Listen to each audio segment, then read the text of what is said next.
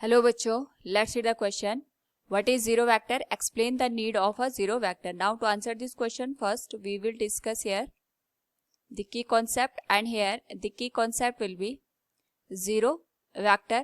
तो जब हम बात करते हैं जीरो वेक्टर की, तो यहाँ पे वी हैव टू अंडरस्टूड कि किसी भी वेक्टर को जब हम रिप्रेजेंट करते हैं उसमें हमारे पास मैग्नीट्यूड भी होता है और डायरेक्शन भी होती है।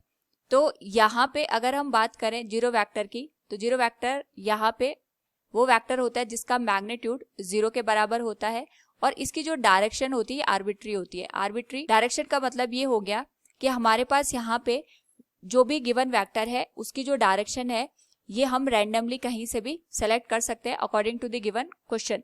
तो जैसे अगर हम बात करें यहाँ पे हमसे यही पूछा गया है व्हाट इज जीरो वेक्टर, तो जीरो वेक्टर हमारे पास वो वेक्टर होता है जिसका मैग्नीट्यूड 0 हो और डायरेक्शन हमारे पास आर्बिट्री हो।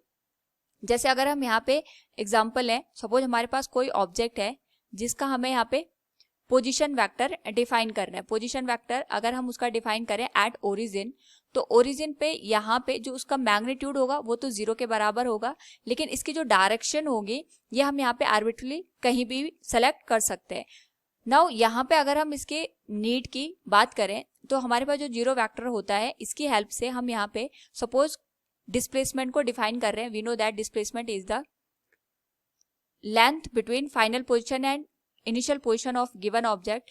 तो इस पर्टिकुलर केस में जो हमारे पास डिस्प्लेसमेंट है, अगर ये नल वेक्टर को रिप्रेजेंट कर रहा है, यानी हमारे पास यहाँ पे ऑब्जेक्ट या पर्सन जितना फॉरवर्ड डायरेक्शन में मूव किया उतना ही इसने बैकवर्ड डायरेक्शन में भी मूव किया, उस पर्टिकुलर केस में अगर हम देखेंगे तो हमारे पास जो इसका मैग्नीट्यूड निकल के आएगा वो 0 के बराबर होगा। अगर यहाँ पे मैग्नीट्यूड 0 के बराबर है तो इसकी जो डायरेक्शन होगी ये हम बता सकते हैं आर्बिट्रीली कि किस ओर ये यहाँ पे फेस कर रहा होगा।